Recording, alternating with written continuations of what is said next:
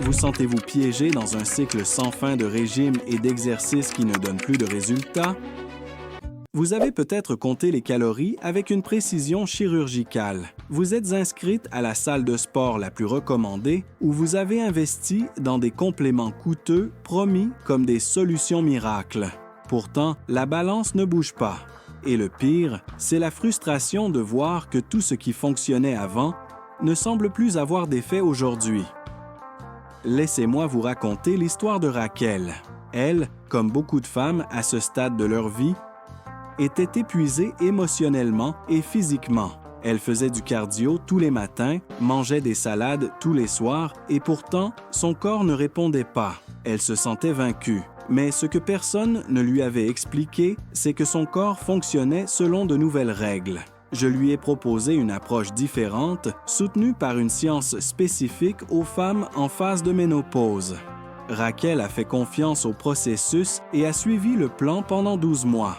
Restez jusqu'à la fin de la vidéo pour voir son incroyable transformation et comment vous aussi, vous pouvez y arriver. De plus, je vais vous partager un plan étape par étape qui inclut de l'entraînement, une alimentation stratégique et des ajustements clés dans vos habitudes quotidiennes. Alors, si vous le pouvez, détendez-vous avec une tasse de café ou de thé, car cela pourrait marquer un avant et un après dans votre santé. Tout d'abord, parlons de l'ennemi silencieux. Cette graisse accumulée dans la zone abdominale. Non seulement elle s'installe facilement, mais elle représente également un risque réel pour votre santé. Selon la clinique Mayo, la prise de poids pendant la ménopause est associée à une probabilité accrue de souffrir de maladies cardiaques, de diabète de type 2 et même de certains types de cancers. Il ne s'agit pas seulement d'esthétique ou de porter une taille de moins. Le vrai problème se trouve dans ce qui se passe à l'intérieur, au niveau cellulaire. Cette graisse abdominale, contrairement à d'autres, est métaboliquement active. Elle libère des substances inflammatoires qui altèrent l'équilibre interne de votre organisme. Des études récentes indiquent qu'après la ménopause, les femmes prennent en moyenne entre 0,7 et 1 kg par an. Et cette graisse a tendance à s'accumuler directement dans la zone du ventre. Mais pourquoi cela se produit-il? Le corps change radicalement son comportement en raison des fluctuations hormonales. Lorsque les niveaux d'œstrogène commencent à diminuer, le corps reprogramme sa façon de stocker la graisse. Auparavant, il la dirigeait vers les hanches et les cuisses. Maintenant, il la concentre dans l'abdomen. L'organisation Menopause Charity l'explique clairement. Lorsque les niveaux d'œstrogène diminuent, le corps essaie de l'obtenir d'autres sources, principalement des cellules graisseuses. Mais comme ces réserves ne sont pas suffisantes, le cerveau génère un besoin constant de consommer des glucides, car ceux-ci peuvent être convertis en composés précurseurs de l'œstrogène. Le résultat, vous commencez à avoir envie de pain, de pâtes ou de sucreries, même si vous savez que ce n'est pas bon pour vous. C'est ainsi que se crée un cycle difficile à briser. Les fringales hormonales s'intensifient. Vous mangez plus de glucides simples, vous stockez plus de graisse abdominale, ce qui à son tour nourrit les déséquilibres internes.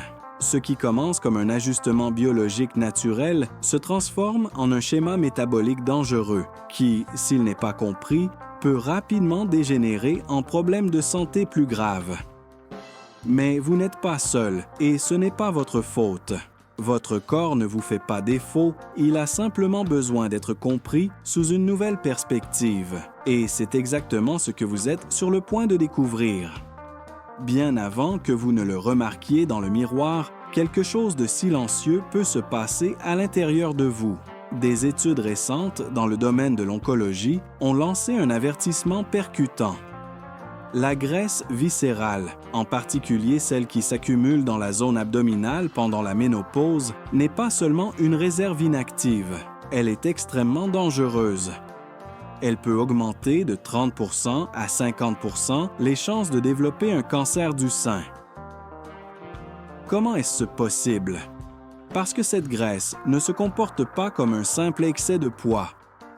Elle agit comme si c'était une glande secrète. Elle produit des hormones et des substances inflammatoires qui altèrent profondément l'équilibre du corps. C'est pourquoi le vrai risque ne réside pas dans le chiffre affiché sur la balance, mais dans l'activité silencieuse qui se déroule au niveau cellulaire. Avant de commencer une routine d'exercice, vous devez comprendre quelque chose d'essentiel. Il ne s'agit pas seulement de bouger pour bouger. Chaque mouvement, chaque technique et chaque stratégie que vous utilisez doit être conçu pour votre corps tel qu'il est aujourd'hui. Sans cette connaissance, tout effort peut être vain. Ce que vous allez découvrir ici n'est pas une simple série d'exercices. C'est une feuille de route pour retrouver le contrôle sur votre métabolisme et votre santé après 50 ans. Allons-y, étape par étape. Pendant la ménopause, le corps change radicalement sa façon de réagir à l'effort physique et à la restriction alimentaire. La plupart des méthodes traditionnelles qui fonctionnaient autrefois, régime strict, cardio intense, jeûne prolongé, ne sont plus efficaces. Pourquoi? Parce que beaucoup d'entre elles déclenchent une augmentation de l'hormone du stress, le cortisol. Lorsque le cortisol monte en flèche, votre corps entre en mode alerte. Ce signal provoque une accumulation directe de graisse, surtout dans la zone abdominale. De plus, il augmente la glycémie et génère une résistance à l'insuline, ce qui peut conduire au développement du diabète de type 2. Ironiquement, plus vous vous efforcez de perdre du poids en utilisant des méthodes conventionnelles, plus vous avez de chances de finir par en prendre.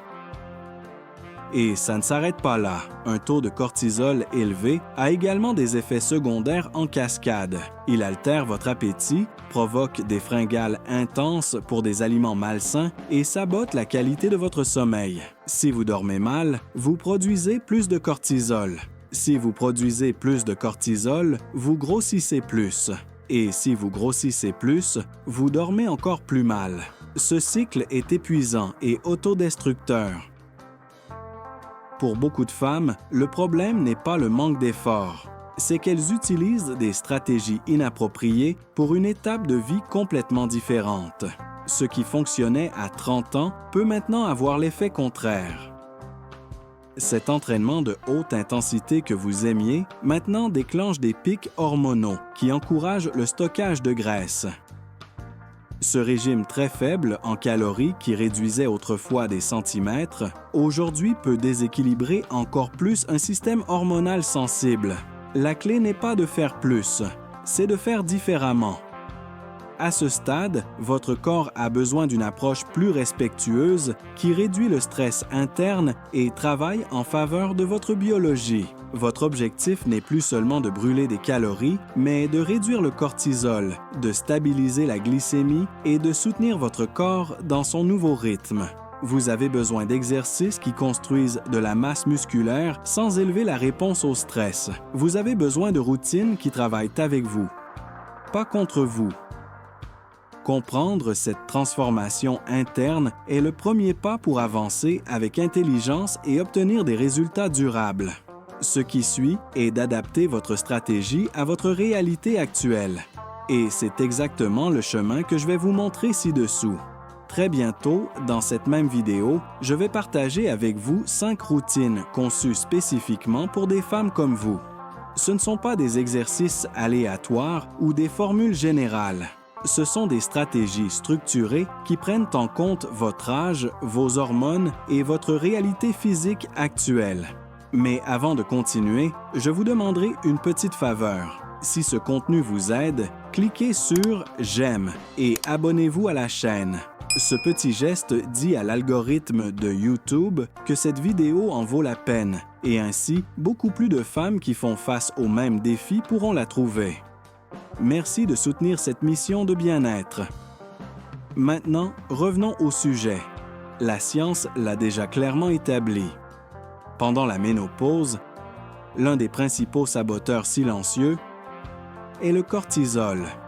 Des recherches menées par l'équipe de Banona ont découvert que cette hormone, qui à d'autres étapes de la vie pouvait vous aider à rester mince, devient maintenant votre pire ennemi si elle n'est pas correctement régulée. C'est particulièrement évident lorsque l'on parle d'entraînement de haute intensité. Ce qui vous aidait auparavant à vous dessiner et à éliminer la graisse génère maintenant l'effet contraire. À 30 ans, vous pouviez courir pendant 1 heure et vous sentir renouvelé. Aujourd'hui, ce même effort physique peut déclencher un pic de cortisol qui crie à votre corps « Stocke la graisse maintenant » ou, justement, dans la zone abdominale.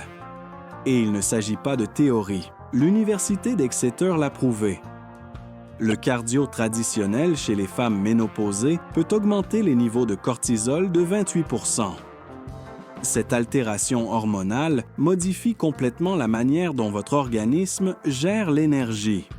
Au lieu d'utiliser ce glucose pendant l'exercice, si vous ne le brûlez pas complètement, votre corps le stocke, sous forme de graisse. C'est ainsi que s'explique ce phénomène si frustrant. Plus vous vous efforcez à la salle de sport, plus votre tour de taille augmente. Ce n'est pas par manque de volonté, c'est parce que vous appliquez des stratégies qui ne correspondent plus à votre étape actuelle. De plus, le cortisol n'agit pas seul. En devenant incontrôlable, il entraîne d'autres hormones avec lui. Par exemple, il réduit la sensibilité de vos cellules à l'insuline. Cela oblige votre pancréas à travailler doublement et à sécréter plus d'insuline pour traiter le sucre dans le sang. Le résultat? Un stockage de graisse plus important, plus de fringales, surtout pour les glucides raffinés, et une spirale de déséquilibre métabolique qui peut conduire à la résistance à l'insuline. Vous pouvez commencer la journée motivé, faire de l'exercice et respecter votre routine. Mais si le cortisol a grimpé, il est probable que l'après-midi, vous ressentiez une envie incontrôlable de manger quelque chose de sucré. Ce n'est pas de la faiblesse, c'est votre chimie interne qui réclame de l'énergie rapide. Et si en plus vous dormez mal, tout se complique encore plus. S'entraîner intensément le soir peut interférer directement avec la production de mélatonine, l'hormone qui vous prépare à dormir. Des études cliniques ont démontré que cet effet peut réduire la qualité du sommeil de 40%. Et ce qui suit est une autre boucle négative. Le mauvais repos élève la gréline, l'hormone de la faim, et supprime la leptine, celle qui indique la satiété. Cela rend le contrôle des portions le lendemain pratiquement impossible. Et ainsi, ce qui a commencé comme une bonne intention se termine par un cycle de stress, de mauvais sommeil, de fringales et de prise de graisse abdominale. Alors, que faire? Comment briser cette chaîne? C'est là qu'intervient une proposition différente. La même équipe de l'Université d'Exeter a évalué une méthode appelée PAVAL, qui inclut des mouvements à faible impact spécialement conçus pour les femmes en ménopause. Les résultats ont été impressionnants. Sans provoquer de pic de cortisol, les participantes ont amélioré leur force dans la zone des hanches de 19% et leur flexibilité totale de 21%. De plus, elles ont gagné 10% en équilibre et en stabilité dynamique, ce qui est fondamental pour prévenir les chutes à mesure que la densité osseuse diminue avec l'âge. Ce type d'entraînement ne respecte pas seulement votre biologie actuelle, mais il travaille avec elle, pas contre elle. C'est une approche plus intelligente, plus douce et, surtout, plus efficace. Parce qu'au bout du compte, il ne s'agit pas de faire plus d'efforts, mais de les faire mieux. Il ne s'agit pas d'arrêter de s'entraîner, mais de l'adapter à ce dont votre corps a réellement besoin aujourd'hui. Les exercices qui stimulent vos muscles sans trop solliciter votre système cardiovasculaire sont idéaux pour activer le métabolisme sans provoquer de hausse de cortisol. Les postures maintenues, les mouvements lents avec tension et les transitions contrôlées créent le stimulus parfait sans perturber vos hormones. C'est ainsi que se développe une masse maigre qui consomme plus d'énergie au repos et évite ces blocages hormonaux qui freinent le progrès. Raquel en est la preuve. Elle a troqué les entraînements intenses contre des séances axées sur la construction musculaire de manière stratégique. Non seulement elle a réduit ses mensurations, mais elle a aussi retrouvé son énergie et son équilibre interne. Son évolution démontre à quel point on peut accomplir en adaptant l'approche. De nombreux exercices courants chez les femmes ménopausées n'aident pas, mais vont à l'encontre de leur physiologie. Des études à l'Université d'Exeter avec la méthode PVE ont prouvé qu'une résistance adéquate peut améliorer la condition physique sans affecter le cortisol. C'est la clé, car de nombreux instructeurs recommandent encore des routines intenses qui altèrent les hormones chez les femmes de plus de 45 ans. Les bons exercices aident à mieux gérer l'énergie et le stress corporel. Les pompes adaptées, par exemple, renforcent les bras et la poitrine sans affecter les articulations. Selon Better Me, contrairement aux traditionnelles, cette variante utilise des surfaces surélevées pour diminuer la pression et maintenir l'activité. Ou à placer les mains sur un banc à hauteur de hanche, gardez le corps droit et descendez de manière contrôlée.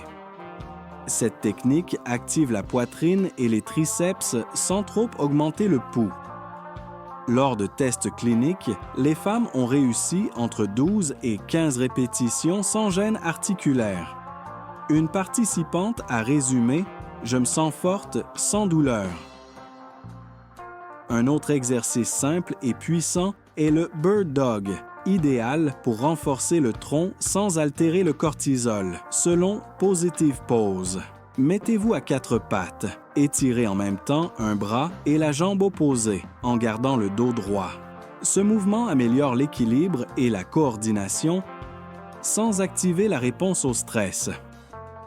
Les données montrent qu'il travaille les muscles abdominaux profonds 30% mieux que les abdominaux classiques. En seulement 3 semaines, de nombreuses femmes ont constaté moins de douleurs lombaires et une meilleure posture. L'important est de le faire lentement et avec contrôle. Une cliente a dit « Ma posture s'est améliorée et la douleur a disparu ». Les ponts de fessiers sur une seule jambe sont également efficaces.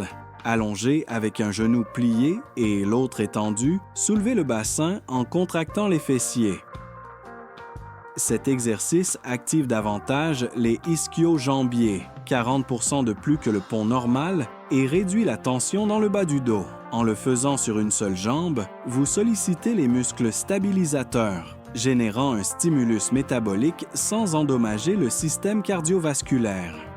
Dans une étude de 6 semaines, les participantes ont perdu environ 4 cm de tour de taille et ont amélioré leur sommeil grâce à l'absence de pic de cortisol avant de dormir. Les squats muraux sont aussi de grands alliés. Appuyez-vous contre un mur et descendez jusqu'à ce que vos cuisses soient parallèles au sol, en maintenant la position.